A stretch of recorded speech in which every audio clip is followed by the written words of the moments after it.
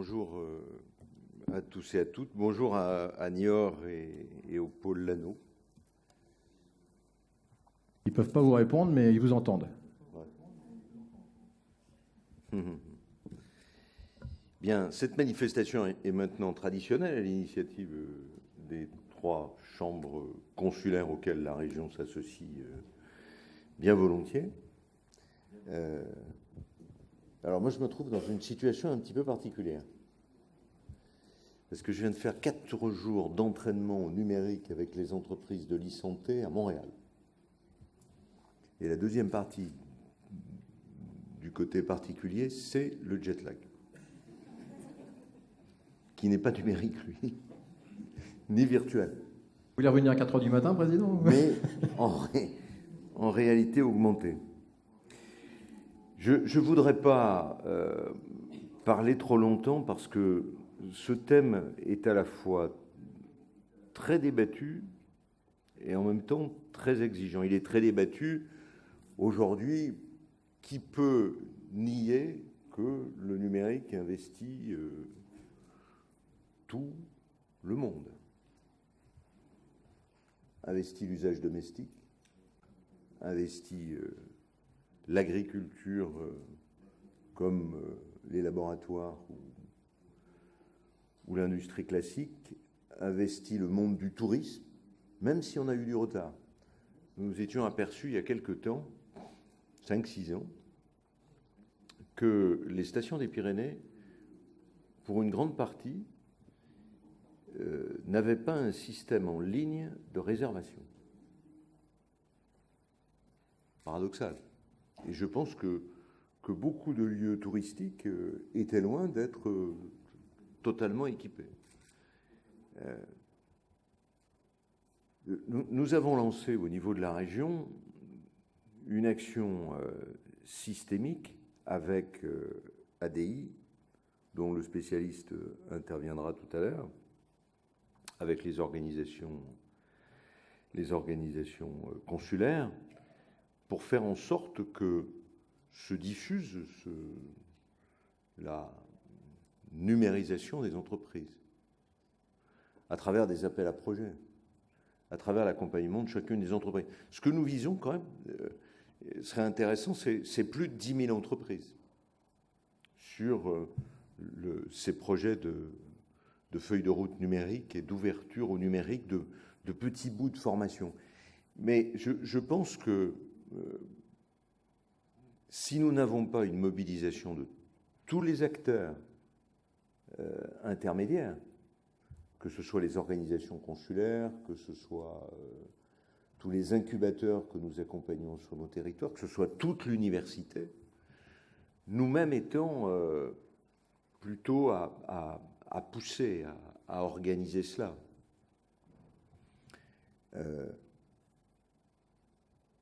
S'il y a du retard, nous ne nous étonnerons pas que dans 4 ou 5 ans, à mon avis, les entreprises qui ne seront pas passées au numérique seront en extrême difficulté. En extrême difficulté par rapport à leur clientèle, en extrême difficulté par rapport à leurs collaborateurs, en extrême difficulté par rapport à leurs concurrents. Donc moi, le message que j'ai envie de faire passer aujourd'hui devant vous, c'est un message d'accélérateur.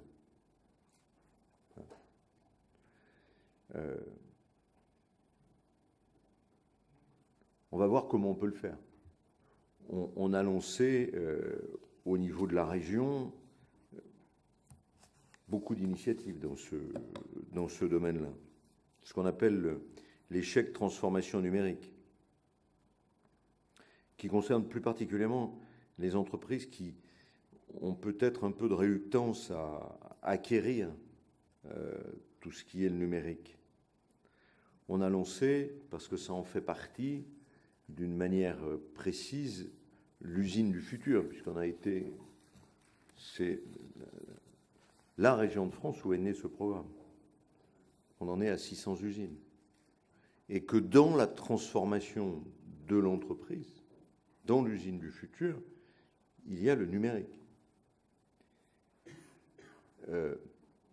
Disons tout de suite que ce numérique va supposer comme la notion d'usine du futur dans son ensemble, un effort de formation des collaborateurs et des collaboratrices de l'entreprise. Quel que soit l'âge de ces collaborateurs et collaboratrices. Le monde dans lequel on est suppose un niveau de formation important.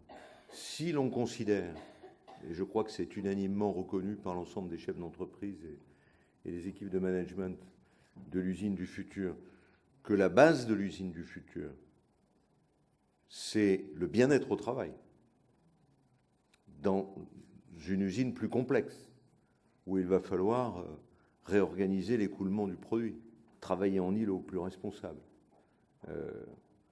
avec des relations avec l'extérieur, autocontrôlées. C'est bien autour de l'homme et de la femme qui travaillent dans l'entreprise. Et je voudrais que cela puisse être compris au-delà de l'Aquitaine.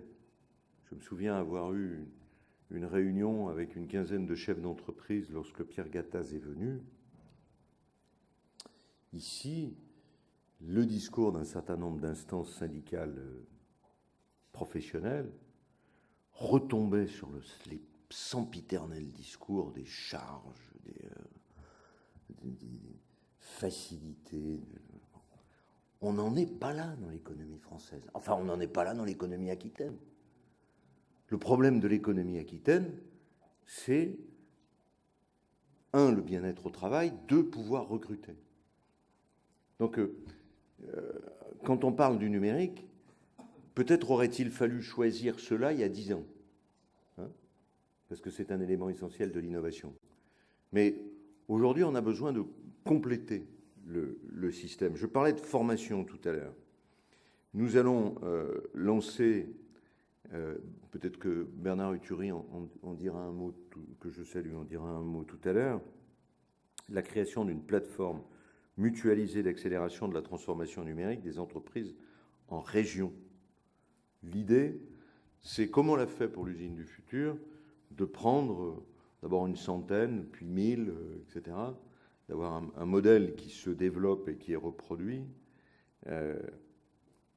pour réaliser une centaine de diagnostics au sein des PME, cette plateforme qui sera opérée non pas par les services de la région, mais par un organisme qui aura à candidater pour accélérer cette transformation numérique.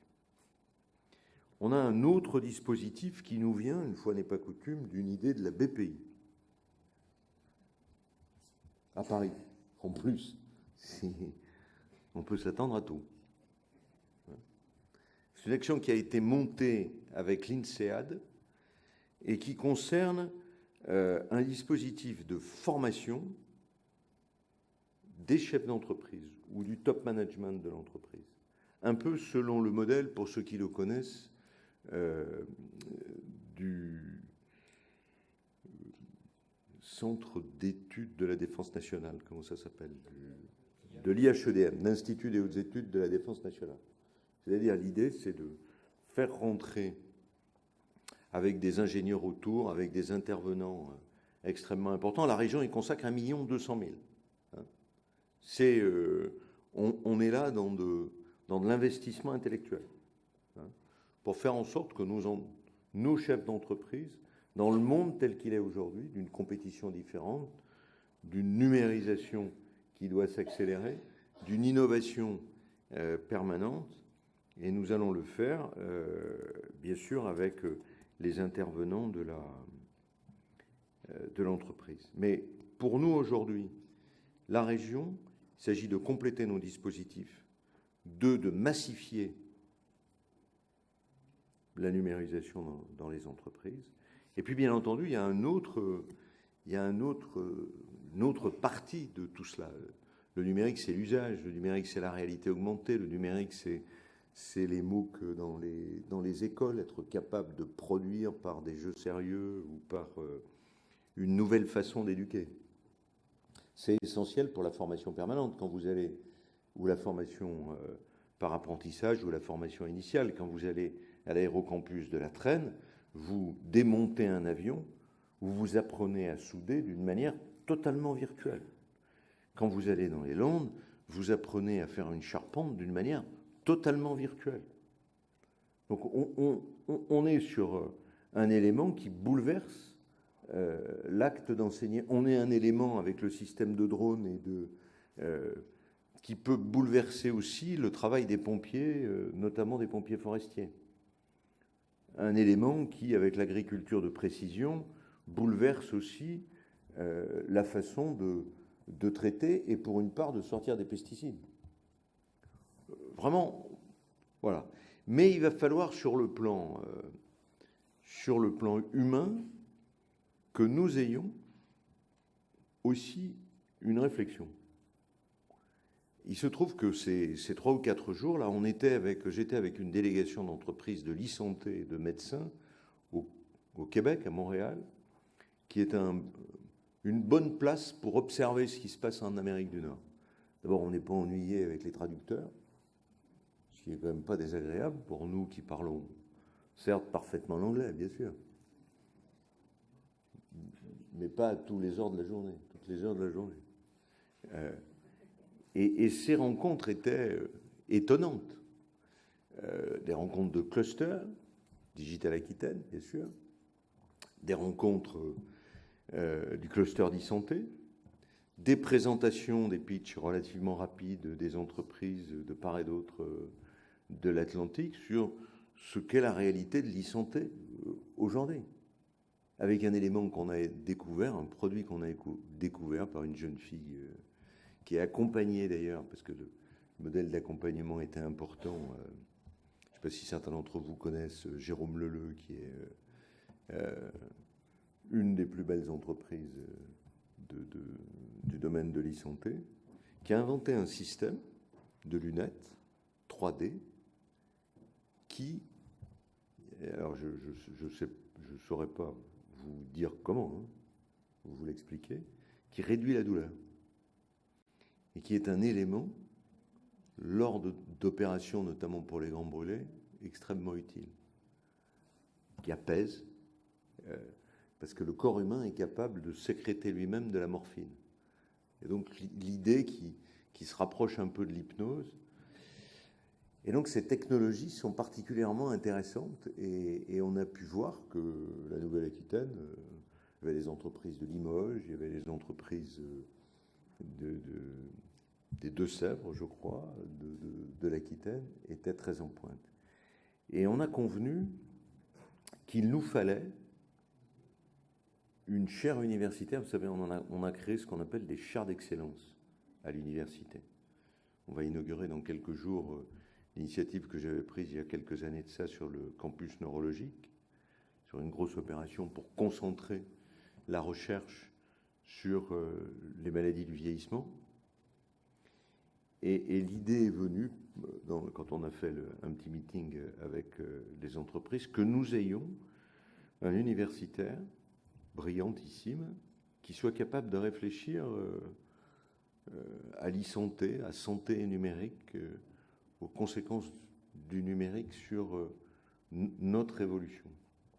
De la même manière qu'il y a aujourd'hui des réflexions importantes sur la bioéthique, il faut que nous puissions mettre le regard de l'homme dans la technologie. Les bouleversements vont être importants et ces bouleversements peuvent accroître les inégalités, le retard, peuvent reléguer une partie de la population hors du monde qui va devenir classique. Il faut qu'on se pose ces questions en termes de social, de sociologique, voire de morale, d'éthique. Et il y a tout un travail à faire dans ce domaine-là. Enfin, vous avez peut-être vu que dans les échos d'hier, tout le monde, bien entendu, qui vient à ces conférences, lit les échos. Dans d'autres lectures aussi. Ouais, mais enfin, les échos. C'est très bien, les échos. Voilà, mais ils lisent Sud-Ouest, bien entendu, sauf quand tu es à Montréal. C'est un peu compliqué. Je conseille Le Monde, bien entendu. Voilà. Non, il y avait un petit article en bas d'une page sur les start-up. Et le problème de la formation au numérique. Et l'auteur de l'article, que je vais rencontrer parce que j'ai trouvé sa démarche assez intéressante, disait « Pourquoi ne créerions-nous pas dans les lycées un bac N pour numérique ?» Alors certes, on pourrait lui objecter le numérique est partout, mais en même temps, c'est une filière. Hein, c'est une filière industrielle, donc voilà, j'aime bien ce type d'idées qui surgissent de ce secteur.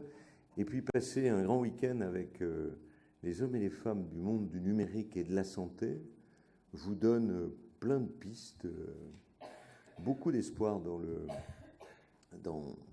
la suite. Pas simplement pour organiser un hôpital, pas simplement pour faire en sorte que les équipes de jour et de nuit puissent se passer l'information, pas simplement pour transmettre à votre médecin généraliste comment on va, mais qu'est-ce qui se passe à l'heure de la déprise médicale à Sauveterre de Guyenne? Qu'est-ce qui se passe à Accousse dans les Pyrénées? Qu'est-ce qui se passe à Bort-les-Orgues? Il y avait 3 médecins, il y en a un qui vient de décéder. Est-ce que 2 médecins pourront rester parce que les médecins ne veulent plus travailler tout seuls? Quelle est la réflexion que l'on doit avoir, nous, régions, qui portons les formations sanitaires et sociales, sur le type de formation qu'on va donner aux infirmiers et aux infirmières? Parce que les infirmiers et les infirmières vont se rapprocher du médecin, et dans le suivi des maladies chroniques, que ce soit le diabète, le cancer, etc., il va y avoir un travail que le numérique, l'e-santé, la santé à distance, va peut-être nous permettre d'un défi classique, que le câblage en fibre optique va peut-être nous permettre de relever. Mais ça suppose une formation. Dernier exemple, et je terminerai sur ce point d'interrogation, c'est quoi une consultation à distance? Quel est le prix d'une consultation à distance? Je suis une infirmière parce qu'il n'y a pas de médecin, et je vais voir au fin fond des Landes de la Gironde ou de la Corrèze une patiente, un patient qui souffre, qui a une plaie. Je prends une photo avec mon iPhone, je l'envoie au spécialiste qui fait le diagnostic. Combien ça coûte cette consultation? Et est-ce que l'infirmière aura le droit ensuite, sur les préconisations du médecin, de faire une ordonnance? Je prends cet exemple, on pourrait le prendre sur beaucoup de métiers, mais c'était une des discussions que nous avons eues. Et il faut, dans ce domaine, comme dans d'autres, que nous puissions être la première région de France, sinon d'Europe. On a la chance, je reste dans ce domaine de l'e-santé, d'avoir 50% des entreprises de l'e-santé de France. On a en plus une région qui est la première de France, de personnes âgées. Comment garde-t-on ces personnes âgées à domicile? Voilà. Donc je termine là-dessus. J'aurais pu m'étendre aussi sur, Dominique, sur l'agriculture et le numérique, sur l'aéronautique ou le spatial et le numérique. J'ai parlé un peu de tourisme, l'école, mais il est évident qu'on est là dans une révolution systémique qu'il faut accélérer, paradoxalement, et guider. Merci. Merci, Président Rousset. On vous remercie doublement parce que j'ai bien compris, c'était un peu la nuit, cette heure-là pour vous, vu le décalage horaire. Antoine Chotard.